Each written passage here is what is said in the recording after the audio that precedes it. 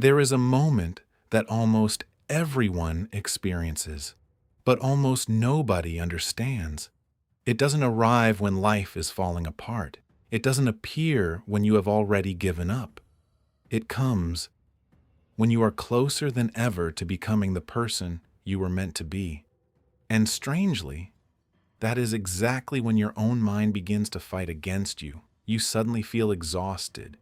You start questioning decisions that once felt obvious. Old fears return. Old habits become strangely attractive. The future that once seemed clear now feels uncertain. Most people believe this means they are moving in the wrong direction. Carl Jung believed the opposite. He believed these moments are often the final resistance of an identity that knows its time is ending. Think about that for a moment. What if the anxiety you are feeling isn't a warning to stop? What if it is evidence that something inside you is finally beginning to change? Because if Jung was right, the greatest obstacle before transformation is rarely the outside world. It is the person you have been for years. There is an ancient story that appears in different cultures across history. A traveler spends days climbing toward the top of a mountain. The higher he climbs, the heavier his backpack seems to become. His legs begin to tremble. His breathing becomes difficult. Several times, he considers turning around, not because the summit disappeared, but because reaching it suddenly feels impossible. Only after arriving at the top does he discover something surprising. The mountain had never become steeper. The weight he was carrying had become impossible to ignore. Your psychological life works in much the same way. Most people spend years carrying invisible burdens, old identities, old beliefs, old expectations, old fears inherited from family, school, relationships, and society. At first, those burdens don't seem heavy because you have never known life without them. You assume they are simply part of who you are. But something fascinating begins to happen. When your mind starts moving toward genuine transformation, everything hidden begins to reveal itself. Not because life suddenly became harder, but because awareness became deeper. This is why so many people misunderstand personal growth. They expect transformation to feel exciting, empowering, liberating, but real transformation often begins with confusion, silence, resistance, and an uncomfortable feeling that something inside you is dying. Carl Jung spent decades studying exactly this phenomenon. Again and again, he observed people who arrived believing they were broken, believing they had failed, believing they had lost themselves, only to discover they were standing at the entrance of an entirely new psychological life. The problem was never that they were weak. The problem was that nobody had explained what transformation actually feels like.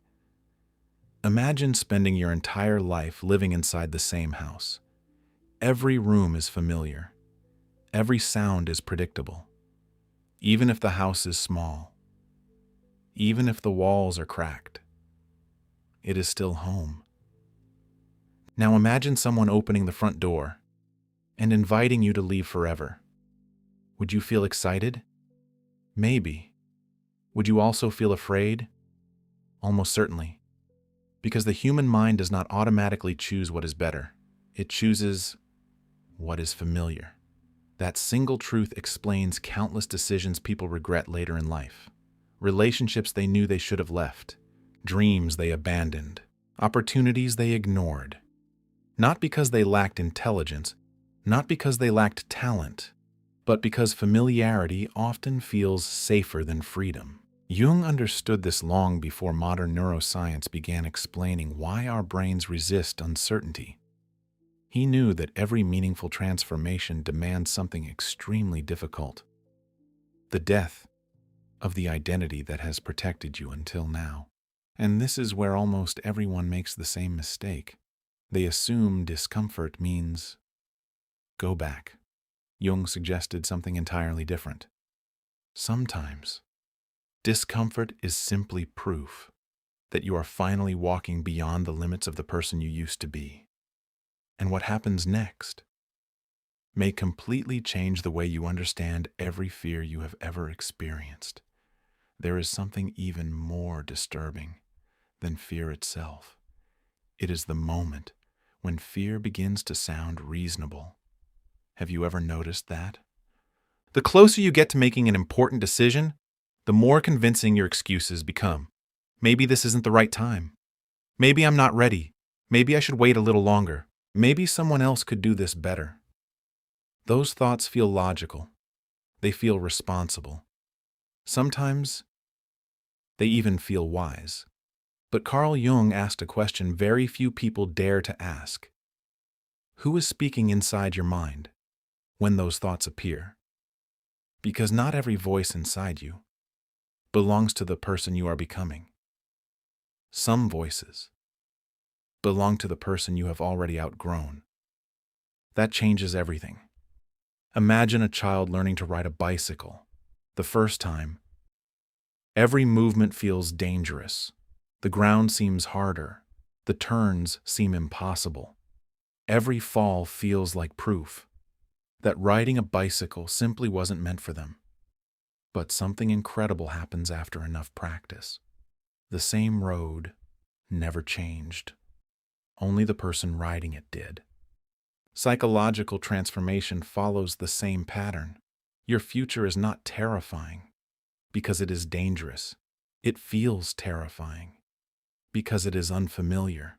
And the human mind has a remarkable ability to confuse unfamiliarity with danger. That confusion has shaped entire lives. People remain in careers they secretly hate. They stay in relationships that slowly erase their identity. They silence dreams, not because those dreams are impossible, but because certainty feels safer than possibility. Jung believed the psyche was always searching for balance, not happiness, not success, balance, even if that balance was built upon pain. Think about that. If you have lived with insecurity for 20 years, confidence feels unnatural. If you have lived believing you are never enough, self-respect feels uncomfortable. If chaos has always surrounded you, peace can actually make you anxious. Most people never realize this. They assume something is wrong because calm feels strange. But sometimes, calm feels strange because your nervous system has spent years preparing for battles that no longer exist. That is why transformation often feels backwards. You expect relief. Instead, you feel resistance. You expect certainty. Instead, you discover questions. You expect confidence. Instead, old fears begin knocking on the door one last time. This is where thousands of people abandon their own evolution, not because they lack potential, but because they mistake resistance for a sign that they should stop. Jung saw something completely different. He believed resistance often appears because the old personality senses it is losing control. Imagine living inside the same story for decades. Every decision, every belief, every reaction built upon the same image of yourself. I am shy. I always fail. I'm not good enough. People always leave. I don't deserve more. Those sentences stop feeling like opinions. They become identity. And identity is incredibly difficult to challenge because the moment you question it, you also question the entire life built around it. That is frightening. Far more frightening than most people are willing to admit, which is why the mind creates a clever strategy. It doesn't scream, it whispers. It whispers practical advice. Stay where you are. Don't take unnecessary risks. You're fine the way you are. People like you don't change. The frightening part is that those whispers rarely sound negative. They sound protective. They sound loving. They sound responsible. That is exactly why they are so powerful, because the greatest prison is the one that convinces you it is keeping you safe. Jung understood that every human being wears a psychological mask, a version of themselves, carefully built over many years, a version accepted by family, accepted by society, accepted by everyone, except sometimes their own soul. He called this mask the persona. And while the persona helps us function in the world, it can quietly become a prison, because after wearing the same mask for years, you eventually forget that it is only a mask. You begin believing it is your real face, and that is where the real conflict begins.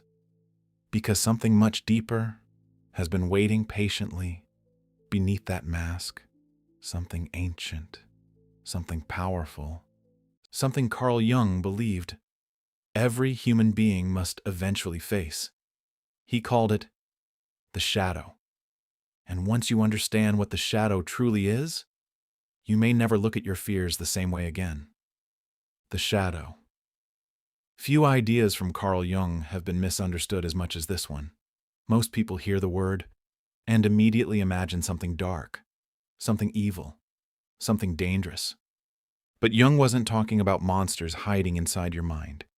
He was talking about something much closer, something you carry every single day without realizing it. Imagine standing in front of a mirror.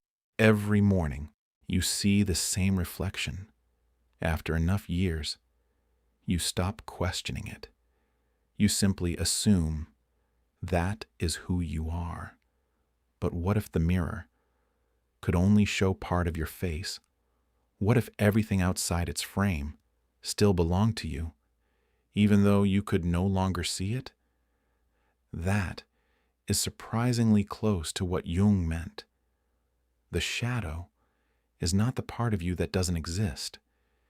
It is the part you stopped allowing yourself to see. Sometimes it contains your anger. Sometimes your ambition. Sometimes your sensitivity. Sometimes your creativity. Sometimes even your capacity to love, because not everything buried inside the shadow is negative.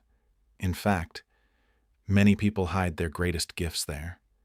Think about your childhood. How many times did someone tell you, don't cry, be quiet, stop dreaming, don't argue, don't disappoint people, be realistic, grow up? Without realizing it, little by little, you began negotiating pieces of yourself, not because you wanted to, because you wanted to belong. And every time a part of you was rejected, your mind quietly placed it somewhere, out of sight, out of awareness, into the shadow. Years passed. You became responsible, productive, reliable. People admired you. But there was a strange feeling that something essential had been left behind. Many people spend their entire lives trying to fill that emptiness. Some chase money, others chase relationships, others chase recognition, success, power, status. Yet no matter how much they achieve, something still feels incomplete. Jung believed the reason was surprisingly simple. You cannot feel whole while half of yourself remains unconscious. That sentence changes everything, because suddenly, the goal is no longer becoming someone else. The goal is remembering who you already are. But this is exactly where transformation becomes uncomfortable, because opening the door to the shadow means meeting parts of yourself you spent years trying to avoid, the anger you denied, the sadness you buried, the jealousy you judged, the fear you disguised as perfectionism, the loneliness hidden behind constant productivity. None of it disappears just because you refuse to look. Imagine placing hundreds of unopened letters inside a room. Every year, another letter arrives. You never read them. You simply lock the door again. Eventually, the room becomes so full that the pressure begins pushing against the walls. One day, the door starts shaking, not because something new appeared, because everything ignored finally demands attention. Your mind works the same way. Ignored emotions do not disappear. Ignored fears do not disappear. Ignored desires do not disappear. They wait, quietly, patiently, until life creates a situation where they can no longer remain hidden. That is why certain moments affect you far more than they should. A simple criticism feels devastating. A rejection feels unbearable. A small failure feels like the end of everything. The event itself is rarely the real problem. It's simply touched. Something much older, something buried, something waiting. Jung noticed an extraordinary pattern. The people who reacted most intensely were often reacting not to the present, but to forgotten parts of themselves. That realization completely changes the question. Instead of asking, "Why did this happen to me?" you begin asking, "What inside me was awakened by this moment?" That single question can transform an entire life. Because every emotional trigger stops being an enemy. It becomes a guide, a map, a doorway, leading you toward the parts of yourself that have been waiting, sometimes for decades, to finally be seen. And then something extraordinary begins to happen. The things that once controlled you begin losing their power, not because they disappeared, because they were finally brought into the light. Darkness has an interesting property. It only survives where light never reaches. The same is true inside the human psyche. Awareness changes everything, but awareness alone is not enough. Because there is one psychological mechanism so powerful that it can convince you your own shadow belongs to someone else. Carl Jung believed this mechanism silently shapes friendships, relationships, marriages, family conflicts, and even the people we choose to hate. He called it projection. And once you recognize projection, you start seeing it everywhere. Think about the last person you couldn't stop thinking about. Maybe it was someone you loved, maybe someone you hated, maybe someone you admired so deeply that you wished you could become them. Or perhaps someone whose presence instantly made you angry. Now ask yourself something strange. Why them? Out of billions of people, why did your mind choose that one? Most people believe the answer is obvious. They hurt me. They inspired me. They betrayed me. They changed my life. Carl Jung believed those answers only scratch the surface, because sometimes the people who affect us the most are not showing us who they are. They are showing us parts of ourselves. This is what Jung called projection. And once you understand it, you begin seeing your entire life differently. Imagine walking into a movie theater. The screen is enormous. The images seem completely real. You laugh. You cry. You become emotionally attached to characters that don't actually exist in front of you. But where are those images really coming from? Not the screen, from the projector, hidden behind you. Your mind works in exactly the same way. The people around you often become screens, and without realizing it, your unconscious begins projecting onto them. Sometimes your fears, sometimes your desires, sometimes your forgotten potential. That explains something fascinating. Have you ever met someone and instantly disliked them without knowing why? Maybe they spoke normally. They treated you with respect. They had done nothing against you, yet something inside you felt irritated, almost threatened. Jung would ask a very uncomfortable question. What if the emotion wasn't about them? What if they simply reflected a part of yourself you have never accepted? The opposite can also happen. You meet someone and instantly believe they are extraordinary, perfect, different from everyone else. You imagine they hold the answers you've been searching for. You place them on a pedestal. Then, months later, they disappoint you. What changed? Did they suddenly become a different person? Usually, no. The projection simply faded. The image collapsed. And for the first time, you saw the human being instead of the fantasy. This happens every day. In friendships, in romantic relationships, between parents and children, between leaders and followers, even between complete strangers. Projection quietly shapes the emotional world without asking for permission.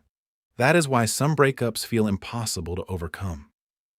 You are not only grieving another person, you are grieving the version of yourself you believed only existed through them. Read that again in your mind. Sometimes we don't miss people. We miss the dream we projected onto them. That realization can be painful, but it is also incredibly liberating. Because the moment you reclaim your projections, you recover pieces of yourself. The strength you admired, the confidence you envied, the kindness you searched for, the courage you believed belonged only to someone else. Little by little, you discover something astonishing. Those qualities were never absent. They were simply unconscious. This is one of the greatest tragedies of the human experience. Many people spend their entire lives searching outside for qualities that have always existed within them. Jung believed this search could never truly satisfy you because every projection creates dependence. The moment you believe another person possesses something you completely lack, your freedom quietly disappears. Now your happiness depends on them. Your confidence depends on them. Your worth depends on them. And without realizing it, your own identity slowly begins dissolving. This is why psychological maturity is so difficult. It requires something most people avoid: taking back everything they unconsciously gave away. Every expectation, every fantasy, every fear, every ideal, one by one, until they finally discover who they are without needing another person to complete the picture. That sounds beautiful, but reality is far more uncomfortable, because the moment you stop projecting, you lose every illusion, and illusions can feel safer than truth. Imagine waking up one morning and realizing that the person you spent years blaming was never carrying your pain. They were only reflecting it. That realization is powerful, but it also leaves you with a question. If other people are not creating your suffering, then who is? Jung believed the answer was waiting much deeper, far below your conscious thoughts, far below your daily emotions, inside something he called the unconscious. And what lives there may explain why your life seems to repeat the same patterns over and over again. Have you ever noticed how life seems to repeat itself? Different faces, different cities, different jobs, different relationships, yet somehow the same disappointments keep returning, the same fears, the same arguments, the same endings. At first, it feels like bad luck. Later, it feels like coincidence. Eventually, it begins to feel like fate. Carl Jung didn't believe it was any of those. He believed there was another possibility. What if the life you experience on the outside is quietly following patterns that already exist inside you? Think about someone who repeatedly falls in love with emotionally unavailable people. The first relationship ends. They promise themselves, never again. Months later, they meet someone completely different, or so they believe. The names change, the stories change, the places change, but somehow, the emotional destination remains exactly the same. Why? Because the unconscious doesn't choose what is healthy. It chooses what is familiar. That single idea explains far more than most people realize. Your unconscious does not ask, "What will make me happy?" It asks, "What feels like home?" Even if home was built from pain. Imagine listening to the same song every single day for 20 years. Eventually, you stop noticing it. It simply becomes background noise. Your unconscious patterns work the same way. You stop recognizing them because they have always been there. Carl Jung called many of these unconscious emotional structures complexes, not because people were complicated, but because certain emotional experiences gather together, forming invisible centers of gravity inside the mind. A single rejection may not seem important, but years of rejection can create an entire identity. One humiliation may disappear. Years of humiliation can silently become, "I am not enough." One betrayal hurts. Repeated betrayal can become, "No one can ever be trusted." Over time, those beliefs stop feeling like conclusions. They become reality, not objective reality, psychological reality. And psychological reality shapes almost every decision you make, without asking for permission, without announcing itself, quietly. Imagine wearing glasses with blue lenses. Since the day you were born, everything you see appears slightly blue. After enough years, you don't realize you're wearing glasses anymore. You simply believe the world itself is blue. That is exactly how unconscious complexes operate. They don't change reality. They change your perception of reality. And perception is powerful enough to change your entire life. This explains why two people can experience the exact same event and leave with completely different conclusions.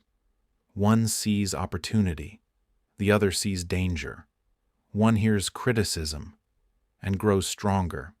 The other hears the same words and feels destroyed. The event is identical.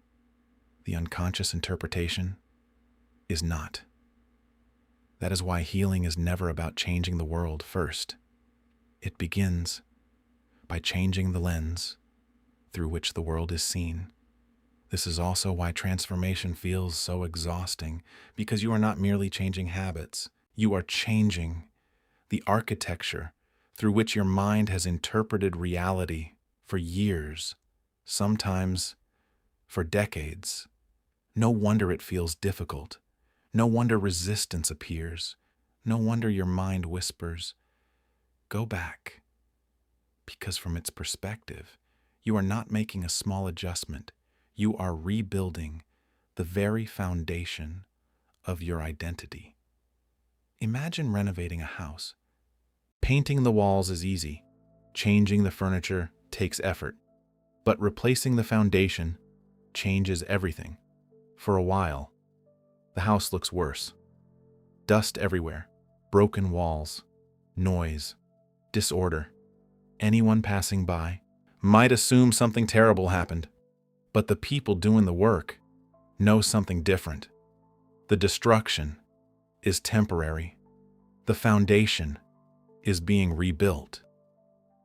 Jung believed psychological growth often looks exactly like this. From the outside, your life may seem uncertain. From the inside, everything feels unstable. Old beliefs are collapsing. Old identities no longer fit. The future has not yet taken shape, and for a brief period, you exist between two versions of yourself. This space is deeply uncomfortable, but it is also sacred, because very few people have the courage to remain there. Most rush back to the familiar, to certainty, to old identities, to comfortable suffering, not because they want pain, because uncertainty feels even more frightening. And this is where Jung made one of his most profound observations. He believed the greatest danger was not suffering. The greatest danger was becoming identified with your suffering. Because once pain becomes identity, letting go of pain feels like losing yourself. That is the invisible prison, not the experience, the identification. And breaking that prison requires something far more difficult than simply changing your thoughts. It requires meeting the person you have avoided your entire life, not outside, inside. The real question is no longer, what happened to me? The real question becomes, who am I? Without the stories I have repeated for years. And the answer to that question is the beginning of everything Carl Jung called individuation. There is a reason so few people ever become who they truly are. It is not because they lack intelligence. It is not because they lack talent. And it is certainly not because they lack potential. Carl Jung believed the real obstacle was much deeper. Most people never meet themselves. They spend their entire lives meeting expectations, meeting responsibilities, meeting deadlines, meeting the versions of themselves that everyone else wanted to see. But very few ever stop and ask the question that changes everything. Who am I when nobody is watching? It sounds simple until you actually try to answer it, because the moment you remove your profession, your achievements, your relationships, your social status, your opinions, your fears, what remains? Silence. For many people, that silence is terrifying, not because there is nothing there, because they have never learned how to listen. Imagine an actor who has performed the same role every single day for 40 years. He wakes up as the character. He speaks like the character. He thinks like the character. Eventually, he forgets there was ever a person beneath the costume. Now imagine someone suddenly walks onto the stage, looks directly into his eyes, and quietly asks, "Who are you?" When the play is over, would he know, or would he describe the character instead of himself? Carl Jung believed this is exactly how many people live, not intentionally, gradually, one expectation at a time, one compromise at a time, one forgotten dream at a time, until the mask feels more real than the face. This is why individuation is not about becoming someone new. It is about removing everything that never truly belonged to you. Read that slowly, because it changes the entire meaning of self-improvement. You are not building yourself. You are uncovering yourself like an ancient sculpture hidden beneath layers of stone. Michelangelo once said that every block of marble already contained the statue. The artist simply removed what didn't belong. Jung believed the human soul grows in much the same way. Your deepest self is not something you invent. It is something you uncover, piece by piece, truth by truth, until one day you recognize yourself for the first time. That sounds beautiful. But the journey toward that moment is rarely beautiful, because every truth you discover demands that an illusion dies. Sometimes, the illusion that you must please everyone. Sometimes, the illusion that your worth depends on success.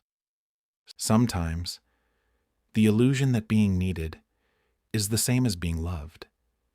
Sometimes, the illusion that you are broken.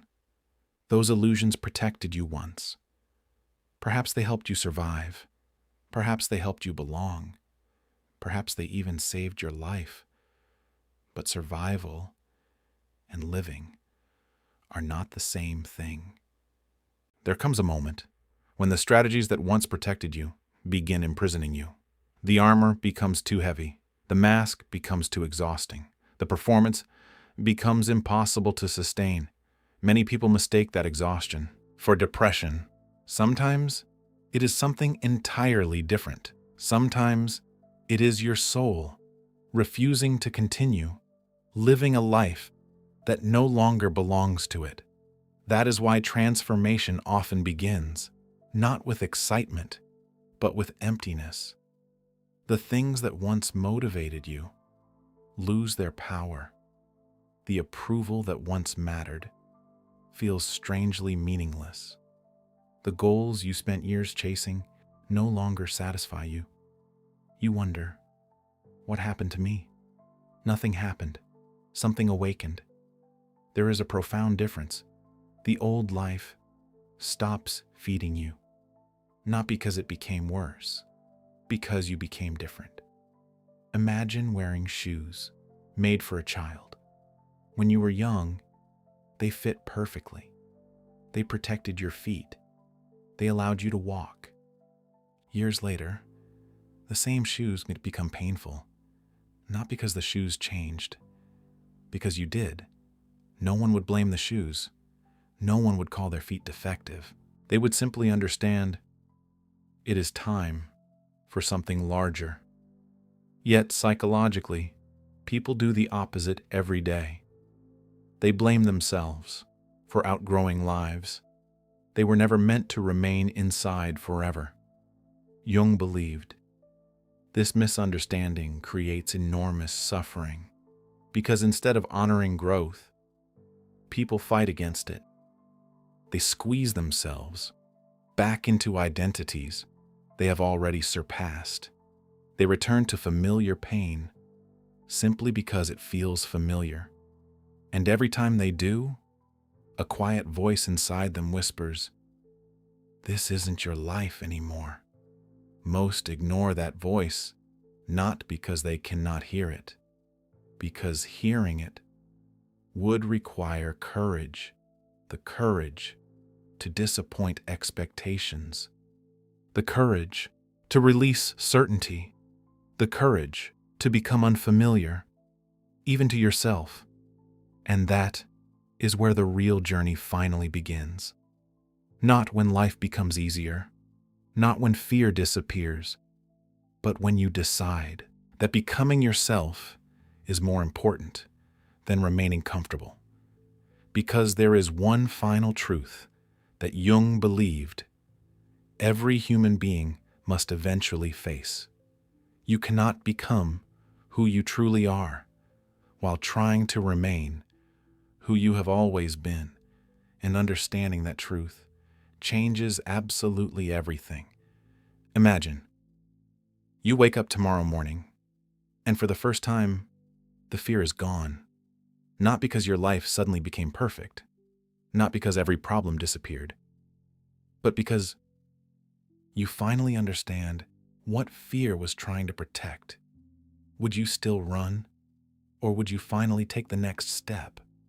For most of your life, you believed fear was standing in your way. Carl Jung believed something almost impossible to accept.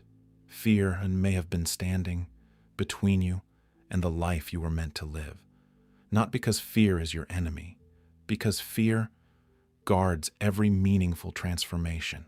Think about every important moment of your life.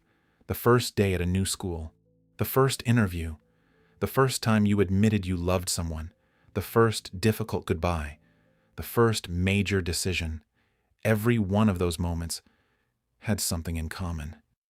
Fear arrived first, not after, before, almost as if every meaningful doorway required you to walk through uncertainty. Most people stop there. They see fear and assume the door is closed. But what if fear is not the locked door? What if fear is only the guardian, asking one question? Are you willing to leave your old life behind? Because every transformation demands a price. Not money, not intelligence, not luck, identity. The person you have always believed yourself to be cannot accompany you into the next chapter. That is the price. And it is higher than most people are willing to pay. Imagine carrying an old suitcase for 20 years. You never open it. You simply carry it. Every morning, every evening, every journey.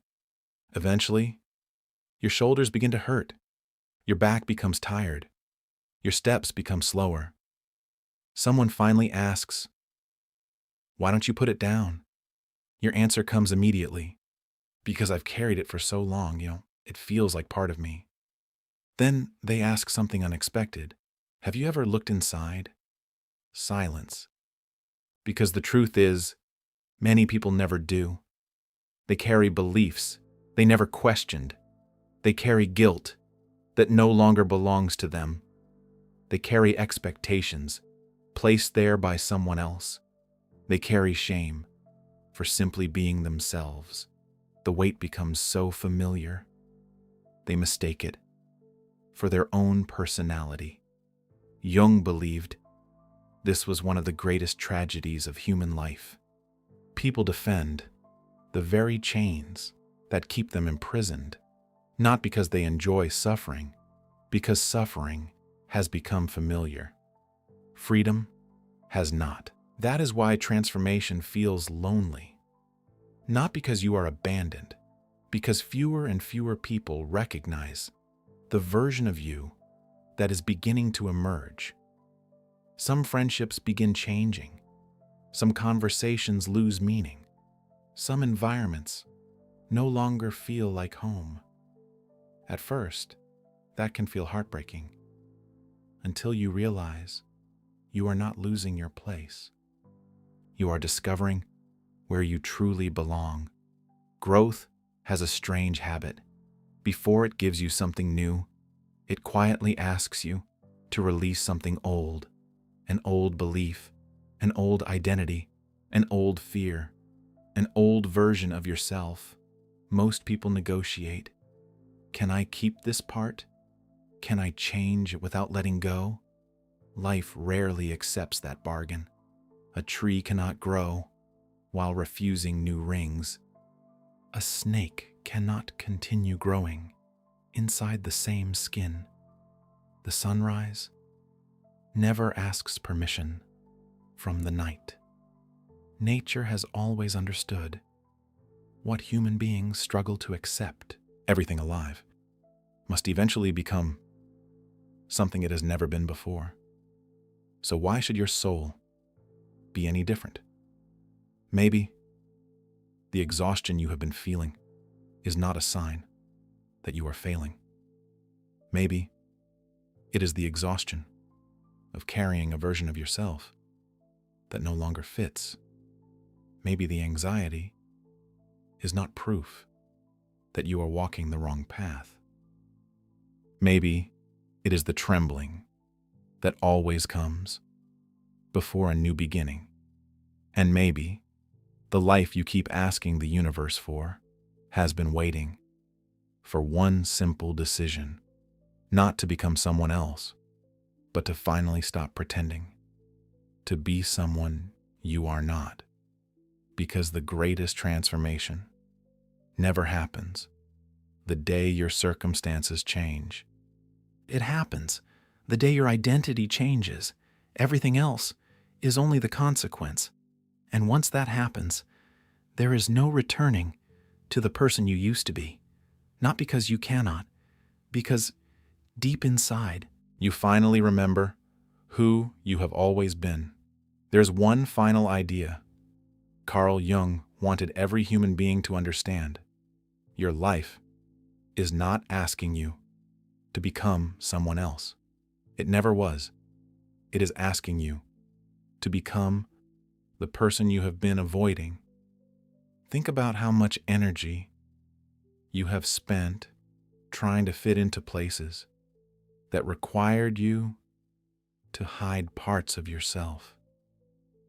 Think about how many conversations ended with you saying what others wanted to hear.